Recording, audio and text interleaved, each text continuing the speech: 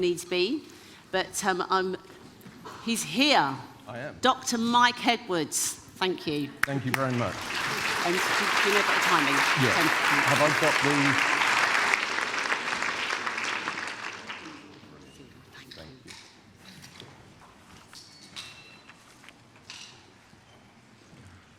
the... Okay, good morning. My name is Mike Edwards, and I'm going to talk to you today about something that has become very important in my life: sound and listening. It's bizarre that I'm here talking to you, saying listening's so important, and you're the ones going to be listening to me.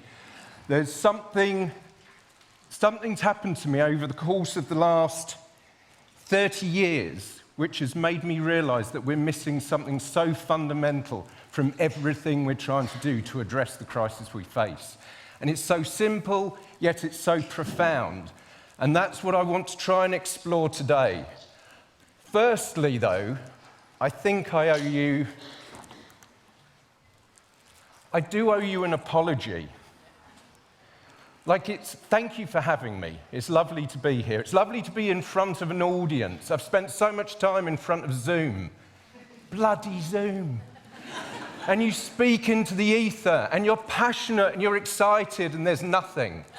So to see an audience, and hopefully some smiles, God, some smiles, it will make me so good, but feel so good. Because this talk is largely about depression, actually. But first off, I feel I'm a bit of an imposter. I realized that last night when I was looking around that lovely garden. I was like, this isn't my world. I don't understand it. I love it, and I'm so privileged to be here, but it's not a world I know. So I could potentially be talking utter bollocks for the next 40 minutes. Hoping. So, it's like, please, forgiveness. Forgiveness is important. I'm going to try and take you on a journey into my world, my disturbed view of the world. And you'll see some characters in this talk who you recognize. So, first off, obviously, I have to talk about sound and listening. But I also want to talk about what this symposium represents. This rewilding the mind. It's so crucial. It's so profound. It's so important. By God, we need it. If you just look at the news this morning, you realize that we've really cocked it up profoundly across the board. And the one thing that's problematic is most people don't even understand what it is to have a wild mind, let alone the importance of the prefix. So this is so important. It's not just about landscape design. It's not about climate change. It's about life. It's about love. It's about passion. It's about who we are, why we're here, what we're trying to achieve. You're doing it in one way. I'm probably doing it another way. But there are lots of people out there who are just complete and utter bastards and are trying to destroy it all. And we've got to challenge that. We've got to fight it.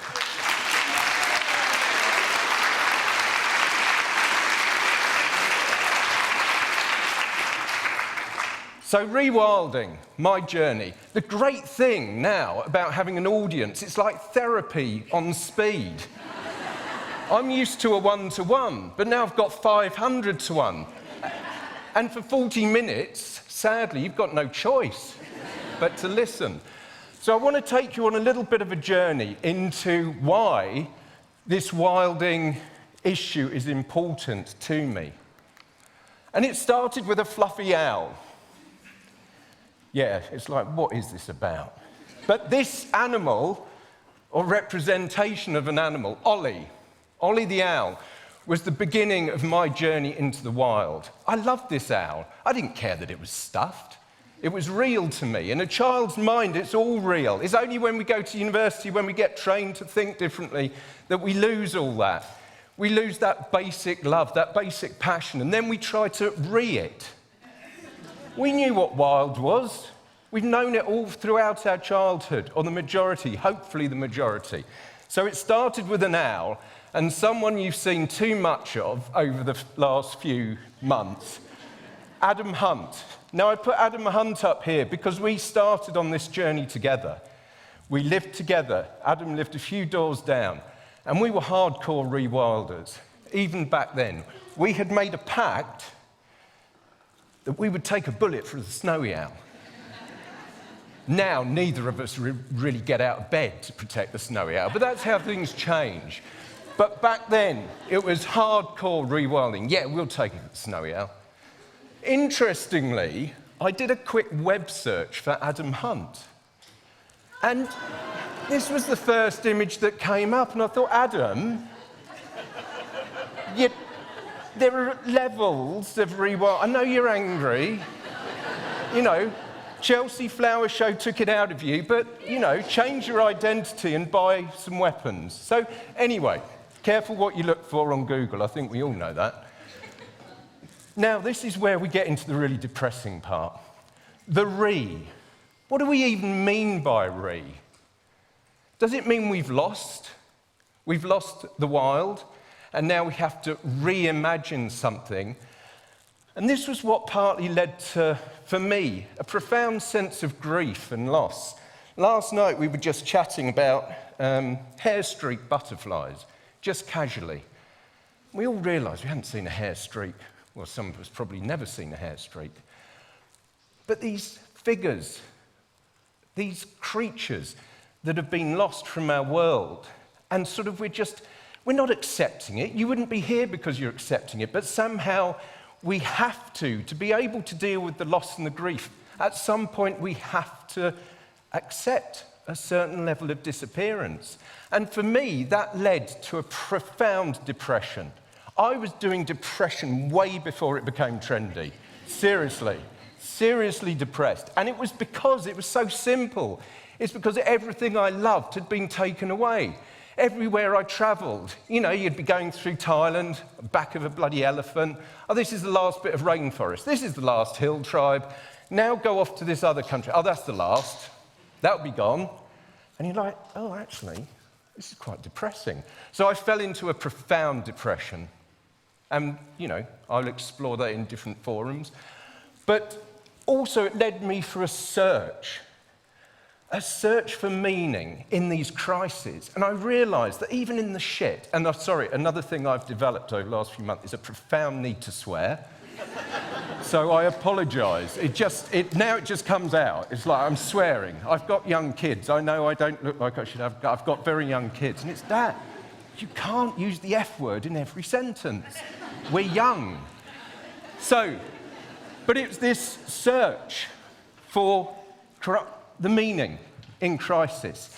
And importantly, the potential of creating an aesthetic around crisis. Because when you think of it, although it's absolutely appalling, there is still beauty to be found in it. And we have to search that out, and we have to celebrate that, and we have to sell it. And it is selling. We have to take it out and say, look, there's still beauty in this blinking world. And so for me, that's what took me into this space of sound and listening. I was studying climate change. I mean, this just sums it up. So my PhD was on the links between climate change and war. I mean, how much more depressing could you get? Again, this was before anyone thought climate change could lead to war. So I was looking at worst-case scenarios. Not just it could be bad, but how bad could it get? And of course, that led to, a few issues. But something happened to me. I fell into this.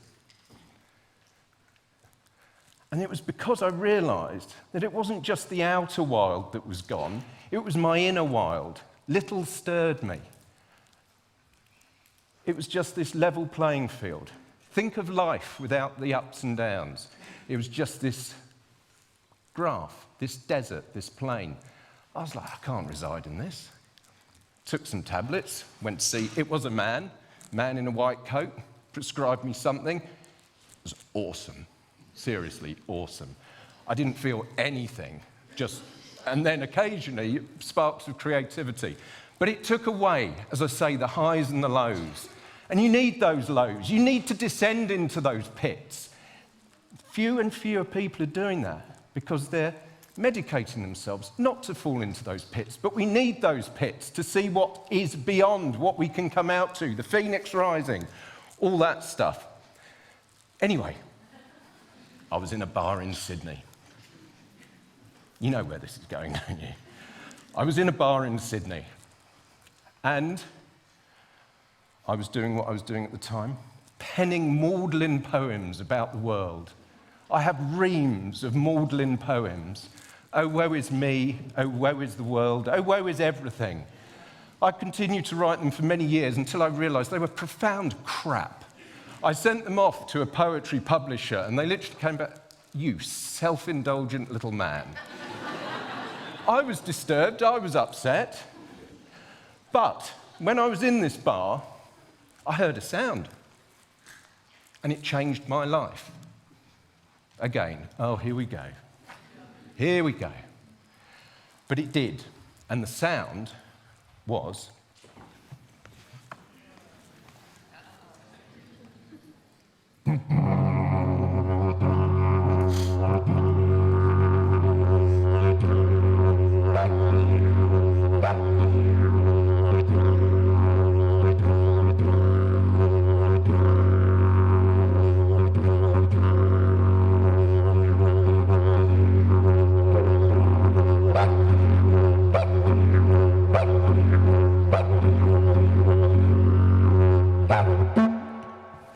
So that was...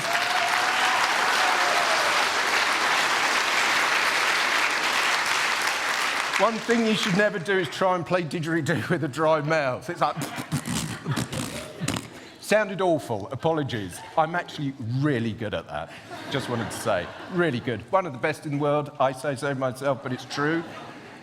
So, don't you think that's cunning?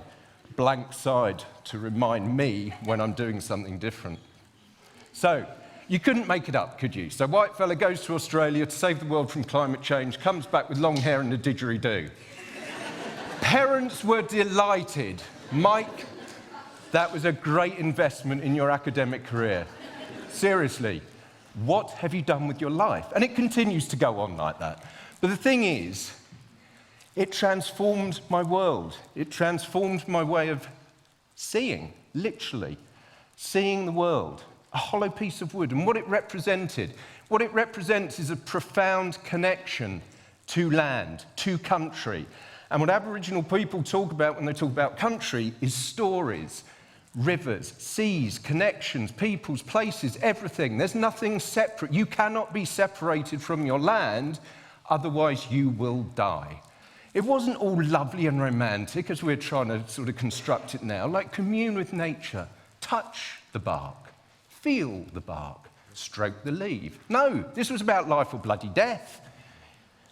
And that's what taught me so much. It's like, actually, this instrument represents that need for life and survival. And it's taken me on a journey into the importance of sound and listening to address the crisis we face. And that's kind of what I want to talk about in the next part. I've done the self-indulgent bit. Now it's about, well, what's the work we do? Important to remember, thriving in Australia, and it is thriving, for up to 60,000 years is because they did one thing. They listened to their land, and it's the one thing we need to do now. So think about it. For those of you who had a rip-roaring argument with a partner or relation this morning, that was because one of you, or both of you, or all of you weren't listening. The nuclear conflagration that we're debating in a relaxed style. Liz Truss said, of course, as a strong leader, I will obliterate the planet. It's rational language. The thing is, this inability to listen threatens us all. And rewilding the mind, I think, starts, and that's what this symposium is about. The importance of this is it starts with listening. Sorry, I'm doing this pacing because I've got one of these things that, you know, does how many paces you've done a day. And I thought if I could say I did 10,000 steps during a lecture, could start a trend. You might get dizzy, but anyway, it starts with listening. And sound matters. So I met this guy. We had a band, Digitalis. Thank you. The only audience who has ever appreciated that. Of course, when I came up with the name, I thought it was profound. But yeah, we thought, how can we bring sound and listening into the heart of rewilding? And this idea that there are these more than human voices, how can we start to listen to them? Let's use sound. So Harry's worked with some great people, Jamiroquai, various other people. He's actually the creative, brilliant one behind the partnership, but an incredibly good musician. So we work together. I know a bit about the climate side, the crisis side. We come together, we create sound pieces, installations, whatever. And I'll just play you. Our soundscape tells us so much about our environment. Each vibration conveys a message. Each sound tells a story. But are we listening?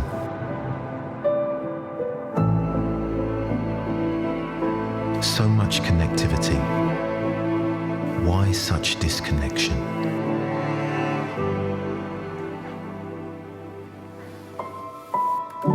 We're here to help you connect to what matters by using your ears.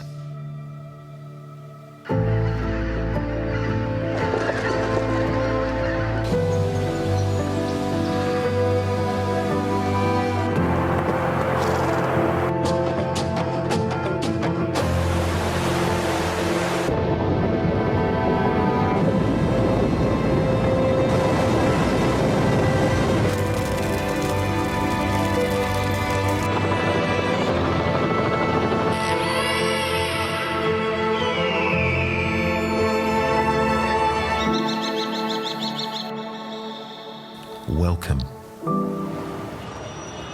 to a new way of listening to the world.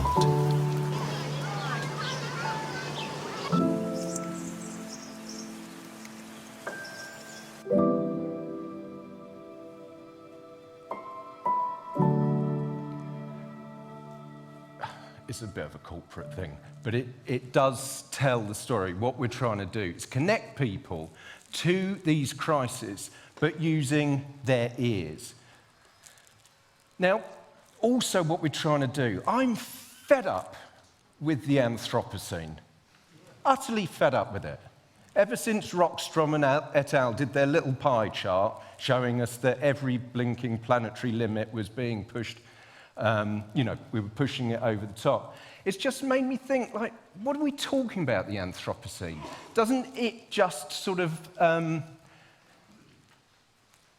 almost legitimize this separation between the human and more than human worlds? So I'm really disturbed by it, that we've somehow just blithely accepted that we're living in a human epoch. But what about all those other voices? Have they decided? Has the giraffe decided that we're living in a human epoch? Has the tawny owl? So what is this? We're legitimizing, and I just want to read just something. It was a quote by me. Well, it's important, isn't it? Because on research assessment exercise, now, how many times have you been cited?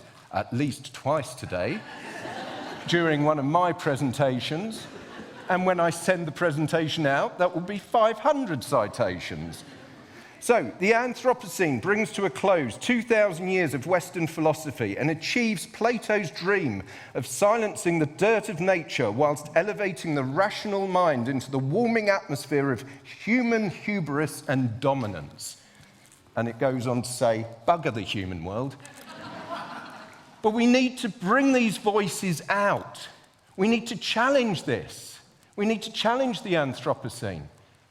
It's so important, and yet we've blithely accepted it. Yep, it's a human epoch. Yes, there are reasons for this, and I'm not suggesting we're not completely trouncing the planet, but these dominant narratives are some of the problems and some of the things we have to start to question. And we do that because largely we do live in a visual culture. We have to accept it. If you go online, Instagram, gymbodies.com, all this stuff. What did I have for dinner.org. We live in a visual culture. So much of what I was experiencing last night at the garden, beautiful but visual. We rely on it. A lot of what we've talked about, a lot of what we talk about in landscape design. This is where I'm completely going off piste, and I'm not going to. I don't know what I'm talking about. Shut up, Mike, shut up. But a lot of it is visual. We have to agree. And I'll just give you this. This was a sign. Problem is, I should have looked because there was a train coming. I was too busy listening to... No, but this is the dominant narrative. But imagine if we could turn that upside down, turn it around, and it's stop, listen, and then look.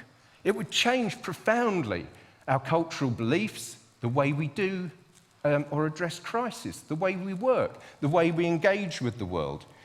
Just a few facts. They're meaningless, but they're profound. So, Professor of Media, Culture and Communications at NYU. These are out of date now. 100 hours of YouTube video uploaded every minute. 6 billion hours of video are watched every month on YouTube. Every 2 minutes, Americans alone take more photographs than were made in the entire 19th century. And in 2012, we were taking 380 billion photographs a year of our bottoms. No, but 1 trillion photos were taken in 2014. As I say, meaningless. It doesn't mean anything, but those are big numbers. So, imagine if we could start thinking about soundscapes. I won't say anything for another 20 minutes. No, just quiet for a sec. It's very Cajun, isn't it?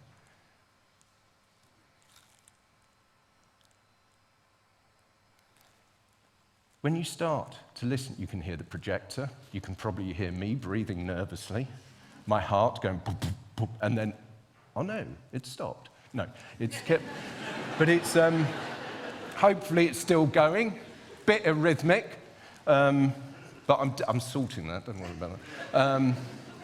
But you would hear people maybe coughing, choking, saying things under their breath, fuck off.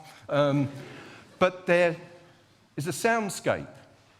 And we live in these soundscapes, and they can tell us so much about the world, the processes shaping our world. But how often do we notice them? I was just talking to Ben about the Beth Chateau Garden. He said 10 years ago, when he joined, you couldn't hear the road. Now it's there. So many of these sounds, which we think we're blocking out, but they're having a profound impact on us. And soundscapes comprise the geophony, the wind, the rain, earth processes, the biophony. Now, this is a really disturbing photo. I was in Spain a few months back, and there was a dead dog lying next to this supermarket. And, okay, probably it did have quite an impact. A dead dog just lying there. Anyway, if it was alive, it would be part of the biophony, but it's dead, so it's not making a lot of noise. Then the anthropophony, us, all the racket, the din we make. That's the anthropophony. All of those combined make up our soundscape.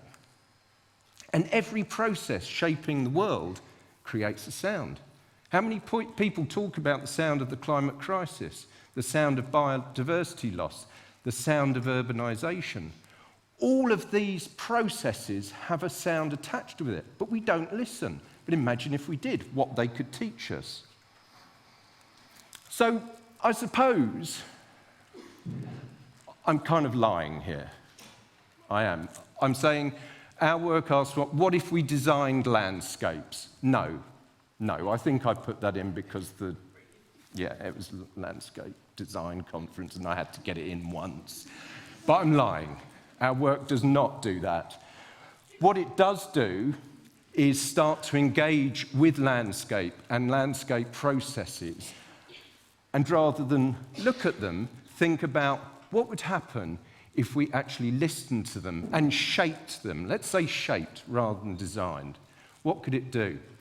And we do this we've actually got a number of projects which actually explore this idea of designing, exploring landscapes through sound. The first one is soundscape restoration. I couldn't get a decent, I'm sorry, this is a terrible map, but it's the only one that showed where we work. That green bit, which is massive, when we arrived, it was like, yeah, we'll do a soundscape restoration project for the entire area. That was me and Harry. Yeah, no worries, you know, sort of thing. As we got back to the pub, well, the cafe, it's like, what the hell are we going to do? That's half of bloody Andalusia. You know, there's two of us. We don't know what we're doing, and we've promised to sound design, yep, that's fine, we'll do it. So we went back, and it's like, yeah, don't think this is going to work somehow. So as you do, you go back to your proposal, your funders, and you say, we've had to think about it. We've decided we're going to redesign. What if we did it on one small piece of land with one landowner? And, you know, you spin it and say, it's a great idea, perfect. So what we've done is we're still going to explore soundscape restoration in that part, but we're going to bring it down, and I'll explain that in a minute. But what we're doing, we're creating these tools. There's integral listening, Sound Systems Resilient Framework, and the E-Composer. Now, listening, integral listening. What sound recordists always have to look so bloody serious, don't they? I suppose it's because they're armed. You do feel quite powerful when you're pointing a shotgun mic at someone. But yeah, you're pointing. But anyway, this is Harry, looking serious in the Scottish Highlands. This isn't Spain. I thought I should point that out. Integral listening is this idea that every crisis we face is systemic. I mean, that's profound, isn't it? Really. But it is intimately connected to other crises and issues. So is there a way of listening? And interestingly, you would think that listening was quite easy. It's like, listen. But no, it's never that easy. There's a huge literature on how to listen. And the two most profound are probably the deep listening theory of Pauline Oliveros and also a concept from Australia called daddery. Basically, both are saying you've got to connect, and you can do that through listening, through a profound listening process. The thing is, when we were starting to explore this, it was like, actually, we never listen. We never listen. What we do is interpret. So there's an internal and there's an external listening experience. The external, you're listening to me. The internal is what you think of what you're hearing. Some of you might resonate, and other people, I can see it in your eyes. Some people are loving it, other people, no. I do not like him. And were it easier to walk out, I would. Dreadful little man. But you see, that's because you're interpreting. Because what I'm saying is really profound. No, but you interpret this, and it's that causes problems. How can we potentially tune into the sound source and start to understand what that sound source is telling us? I've got a project. I work at Dartington Arts when I'm not doing this, down in Devon. And we've got a project at the moment around collaboration with the more than human. And it's difficult starting to ask of the more than human what it wants to articulate, what is its agency, and what's it trying to say. Extremely difficult, but it comes down to listening, engaging, trying to actually hear the more than human world. And this is what integral listening is trying to do, is trying to create a framework around that process. Sorry, I've just got to check. And then the Sound Systems Resilience Framework, it's a formal methodology for doing this. And how we do it is we listen to the soundscapes according to these 5 parameters: balance, resonance, dynamics, harmonics, and fidelity. If anyone's interested, I can go into these. But it's a bit like sound design in a recording studio. When you hear a mix, there are things you want to hear. There are things you want to bring out. We're trying to do that actually in the landscape. And the E-Composer, we actually have created a piece of equipment which takes data from the more than human world. It's anthropomorphism in a terrible way. But in many ways, it's actually trying to give a voice to these processes which people potentially want to listen to, dance to, whatever. They may want to experience it. So we're taking this data, we're feeding it in to an analog synthesizer using different parameters and creating music which tells a story. This is me pretending I know what I'm doing. As you can see, it's like, I don't know what to do with this button, but and Harry knows. So that's, it works. I just want to play a minute of the E-Composer.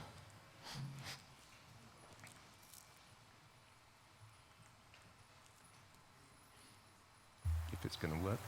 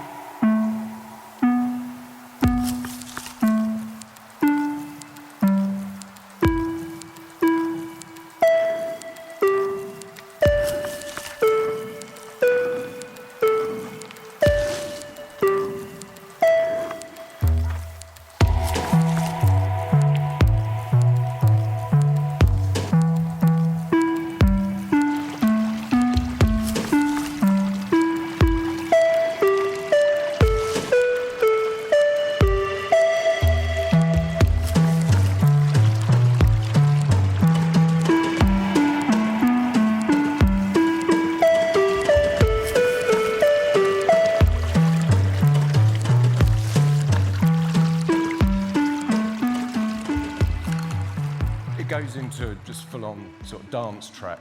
But what you're trying to do there, we've got 4 parameters: ARP and complexity, soil nutrient values; reverb, depth, wetness is soil moisture; filter, cutoff frequency, soil temperature; harmonic complexity, soil microbial activities.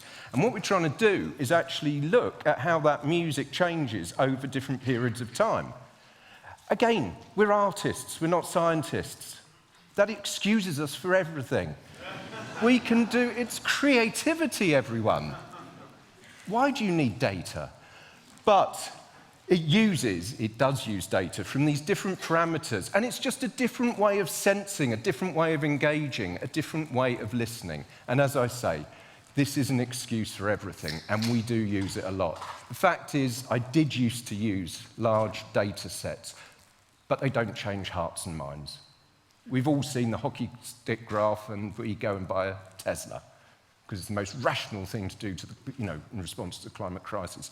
Graphs do not change our hearts and minds. This sort of stuff hopefully does. Phase 2 of the project. So, we're going to sound design using Sound Systems Resilience Framework a large tract of land. As I said, we found a willing landowner. Can you believe it? Someone who's actively going to put their land in our hands.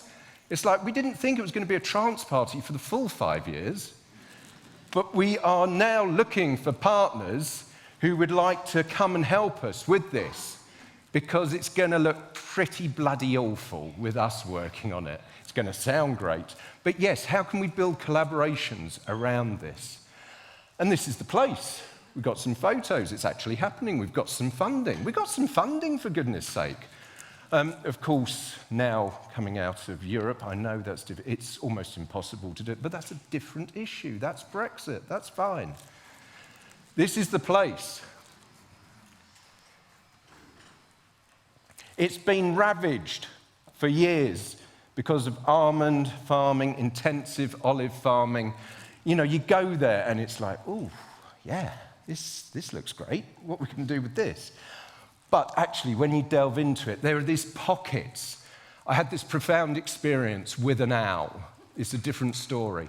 But it was in one of these tiny little groves which had nothing. And then you got into it, literally stepped into it, a meter in, and this life just burgeoning, just waiting to get out. That's the recording studio. Anyway, you get the idea. And then, obviously, you can't choose who you work with. It's not all harmonious. I love him, but he does drive me mad. So, that's that side. And just want to finish off. I've got 5 more minutes. Just sonic rewilding. It's something we're all discussing at this symposium, this idea of rewilding. And we've got this idea that, wow, maybe if we chose to rewilding according to what we want the landscape to sound like, as opposed to what we want. And when I say we, I include that collaboration between the human and the more than human. Now, beavers. No one told me, Adam didn't ring up and say, Mike, you're working with beavers. I've worked with some pretty rubbish people and some pretty rubbish animals, but beavers, we want a soundscape of beavers. Beavers don't say anything. Beavers don't really utter anything. They just flop about and nibble. How do you stand there for ages? A, you can't find them. I was looking for one up a tree. I do hope you've noted the rewilding outfit. This didn't come easily. It was expensive. But there we were, on the River Dart, trying to get beavers. The great thing is, I decided, well, I'm not the sound recordist, Harry is. So he spent 10 days out there. I went to a hotel, relaxed. And then we did a sound piece for this, for the Chelsea Flower Show. And I'm going to play you just a couple of minutes. That's a beaver. That's it. Bye-bye, beaver.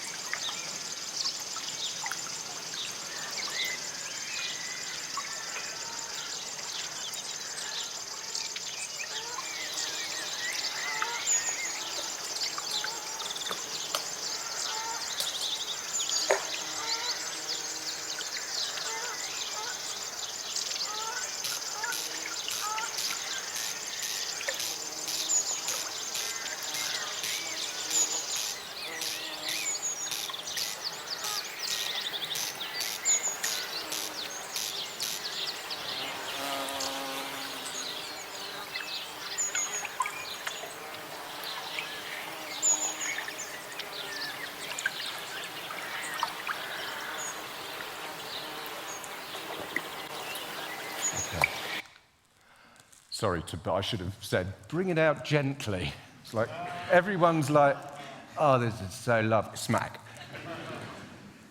Some of the species that are included in there. And it was this like idea, okay, what could you potentially get by exploring the concept of sonic rewilding?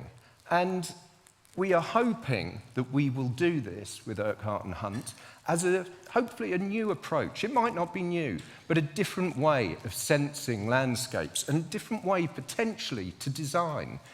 What could it literally look like if you didn't use sight as your main reason for doing this? What could a soundscape, a rewilded soundscape, look like? So we believe rewilding soundscapes could offer a profoundly new approach to rewilding. The landscape sounds amazing, but looks bloody awful. Here we go. The beavers have been at work. It does look dreadful, but biodiversity-wise, amazing. And also, when we're thinking, you know, okay, rewilding, say in Spain, what we might think the lynx wants, it really doesn't. You know, you can imagine the lynx turns up, it's like, is this the new home? Seriously? Is this all we've got? Why didn't anyone listen to us? Family, come on, pack your bag, lynxes, we're off. It challenges us, we hope it challenges. Maybe it doesn't. Maybe you're not challenged at all. Maybe no one's challenged. Maybe it's just like, oh God, shut up. But sonic rewilding challenges us to think differently about visual aesthetics or aesthetics and what is good for the environment. And asking these other species, asking these critters, asking stones, asking rocks, being animist again. What do you want? What do you want this landscape to do? What do you want the future to look, sound like? So that's all I really want to say. Coming back to how I started this, rewilding our minds is key to building these new relationships between the human and more than human worlds. It is so fundamentally important, and to be at a symposium that addresses that directly is fantastic. The relationship starts with the simple yet profound act of listening. So, thank you for listening.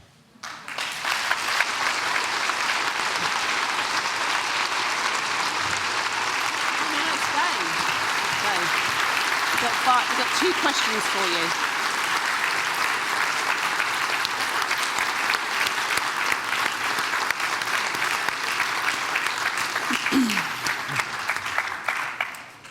Well, I have to say, I was thinking, oh God, the rows with my partner. Jeez, who's not listening? So, anyway, that was great, Mike. Thank you. And actually, it's something that I've always thought about, actually, and we spoke about it before the garden as well. If you're blind, you know, at the end of the day, you don't have that visual, and we'd film somebody who has to get around their garden space who is not sighted, and I just always imagining how it must be such a different world, such a richer maybe world. So I think that was really interesting. But anyway, the questions, we've got time literally for 2 questions that are here. Hold on a minute. Mike, does your work help to raise awareness of noise pollution and its impact on plants and wildlife? No.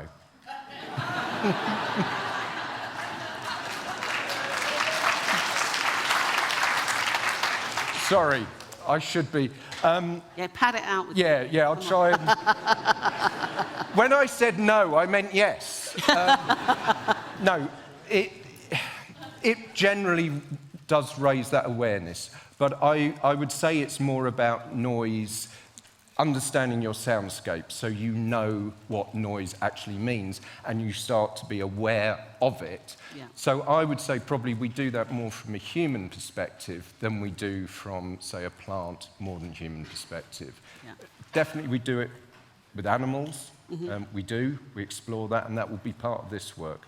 But I haven't explored the impact on plants, but I think that sounds fascinating. Interesting. And actually, I just think, as into that, I remember I used to, I lived in a flat where below there was an aviary, and one time the bird sounds would be really great. And when I was stressed out, that sound was noise pollution. Yes. So again, there's that difference, isn't there? Yes. What is noise pollution, yes. I guess. And then this other question is, in what context do you see sonic rewilding reawakening our connections to nature? I think it's just that by listening, you know what you're losing. I'll just say, with the dawn chorus, for example, you know, when I was a kid in Sussex, I would wake up to a bunch of noisy birds. Just amazing. And you would lie there and you would just be, at times it would be damned annoying, other times just amazing. Thing is, that's going. I now wake up to crows and magpies. That's my dawn chorus. Nothing against crows and magpies, although I do dislike gulls, but that's a different story. But I think we are trying to use that to make people aware of what's disappearing from the soundscape and what's replacing it. The example of the road. The anthropophany is taking over. It's silencing the biophony. The geophony is still going to go on, but interestingly, the geophony is going to change as a result of some of these crises we're facing. If you think about intensity of storms, that's changing. So we're changing the soundscape, and understanding the soundscape, I think, is key to this. And I come back where I started with Aboriginal people. They could not have survived and thrived in that landscape unless they listened. And our survival depends on that. So I hope our work, by engaging people, and in that aesthetic way, with these processes, and makes people think, we've just got to change. So We've got to listen up. we've got to listen. We've got to listen up, Mike. That's what we've got to do. That's brilliant. Thank you ever so much. Pleasure. Thank you so much. Thank you.